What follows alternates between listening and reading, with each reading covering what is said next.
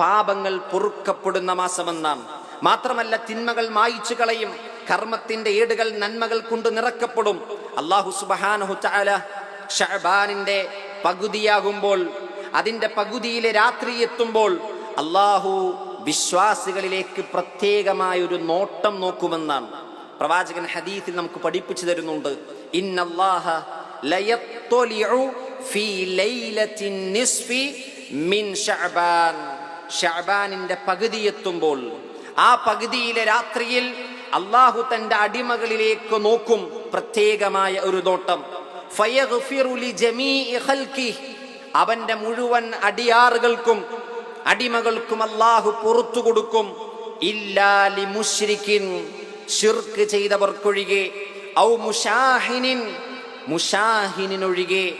രണ്ടാളുകളെ അവിടെ മാറ്റി നിർത്തി ബാക്കിയുള്ള മുഴുവൻ വിശ്വാസികൾക്കും അല്ലാഹു പുറത്തു കൊടുക്കുന്ന രാത്രി ശഅബാനിന്റെ പകുതിയിലാണ്. ആർക്കാണ് പുറത്തു കൊടുക്കാത്തത്?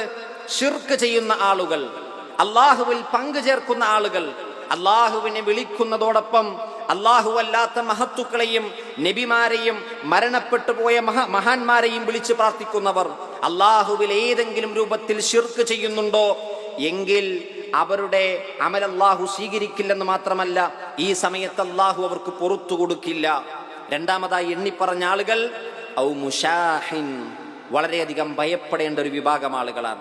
ആരാണ് മുശാഹിൻ? പരസ്പരം തെറ്റി നിൽക്കുന്ന ആളുകൾ, കുടുംബ ബന്ധം മുറിച്ച ആളുകൾ, അയൽവക്ക ബന്ധം മുറിച്ച ആളുകൾ, സാഹോദര്യ ബന്ധം മുറിച്ച ആളുകൾ, പരസ്പരം വിദ്വേഷത്തിന്റെയും പകയുടെയും അസൂയയുടെയും കാരണം കൊണ്ട് തെറ്റി നിന്ന ആളുകൾക്ക് അല്ലാഹു പുറത്തു കൊടുക്കില്ല. നോക്കൂ നിങ്ങൾ, റമദാനിന്റെ തൊട്ടു മുൻപ് ശഅബാനിന്റെ പകുതിയിൽ അല്ലാഹു പുറത്തു കൊടുക്കുമെന്ന് പറഞ്ഞിട്ട് പുറത്തു കൊടുക്കില്ലെന്ന് പറഞ്ഞവരിൽ എന്തിനായിരിക്കും മുശാഹിനെ എണ്ണി പറഞ്ഞത്? ചിന്തിച്ചു നോക്കൂ. ദാ റമദാൻ കടന്നു വരികയാണ്, ഇനിയെങ്കിലും നിങ്ങളൊന്ന് നന്നാകൂ, ഇനിയെങ്കിലും നിങ്ങൾക്ക് മാറ്റമുണ്ടാകൂ, അല്ലാഹു പുറത്തു കൊടുക്കാത്തവരുടെ കൂട്ടത്തിലാകും നിങ്ങളെന്ന മുന്നറിയിപ്പാണ് സഹോദരങ്ങളെ തെറ്റി നിൽക്കുന്ന ഓരോ ആളുകൾക്കുമുള്ളത് ഈ ഹദീസിൽ നമുക്ക് മനസ്സിലാക്കാൻ കഴിയുക.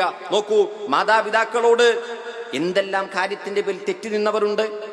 സ്വന്തം സഹോദരനോട്, ജ്യേഷ്ഠനോട് സംസാരിക്കാത്തവർ, അനിയനോട് സംസാരിക്കാത്തവർ, സഹോദരിമാരോട് സംസാരിക്കാത്തവർ, ഭർത്താക്കന്മാരും ഭാര്യയും തമ്മിൽ തെറ്റി നിൽക്കുന്നവർ. എത്രയെത്ര സംഭവങ്ങൾ, എത്രയെത്ര അയൽവക്ക ബന്ധങ്ങൾ. നോക്കൂ, റമദാനാകുമ്പോൾ നമ്മൾ പറയും, റമദാനല്ലേ കടന്നു വരുന്നത്, ഒന്ന് പൊരുത്തപ്പെട്, റമദാനല്ലേ വരുന്നത്, ഒന്ന് നന്നാക്, ഒന്ന് മാറ്റമുണ്ടാകട്ടെ. അതെ, ആ മാറ്റമുണ്ടാകാനുള്ള പ്രേരണയാണിത്. അല്ലാഹു ശഅബാനിൽ മുഴുവൻ മനുഷ്യർക്കും പുറത്തു കൊടുക്കുമെന്ന് പറഞ്ഞപ്പോൾ മുശാഹിൻ അല്ലാഹു പുറത്തു കൊടുക്കില്ല എന്ന് പറഞ്ഞു. അതുകൊണ്ട് സഹോദരങ്ങളെ, നമ്മൾ ഒരു മുശാഹിനായി കൂടാ. മഹാന്മാരായ പണ്ഡിതന്മാർ പറയുന്നുണ്ട്, ഈ ശഅബാനിന്റെ മാസത്തെയും റമദാനിനെയും റജബിനെയും 3 മാസത്തെ ചേർത്തുകൊണ്ടവർ പറഞ്ഞത് ഷഹ്റു റജബിൻ, റജബ് എന്ന പവിത്രമായ മാസം, ഷഹ്റു സറഅ്, അത് കൃഷി ഇറക്കാനുള്ള മാസമായിരുന്നു. വശഹ്റു ശഅബാൻ, ഈ ശഅബാൻ എന്ന മാസം ആ കൃഷിയെ നനക്കാനുള്ള മാസമാണ്, നനവിന്റെ മാസമാണ്. വശഹ്റു റമദാൻ, റമദാനാകട്ടെ ഷഹ്റു ഹസാദു സറഅ്, ആ കൃഷി കൊയ്തെടുക്കാനുള്ള മാസമാണെന്ന് പണ്ഡിതന്മാർ പറഞ്ഞത് കിതാബുകളിൽ നമുക്ക് കാണാൻ കഴിയും.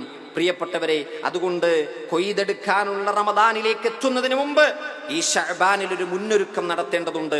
അല്ലാഹു സുബ്ഹാനഹു തആല ശഅബാനിൽ എല്ലാവിധ നന്മകൾ കൊണ്ടും മുന്നൊരുക്കം നടത്താൻ അല്ലാഹു നമുക്ക് തൗഫീഖ് പ്രദാനം ചെയ്യുമാറാകട്ടെ.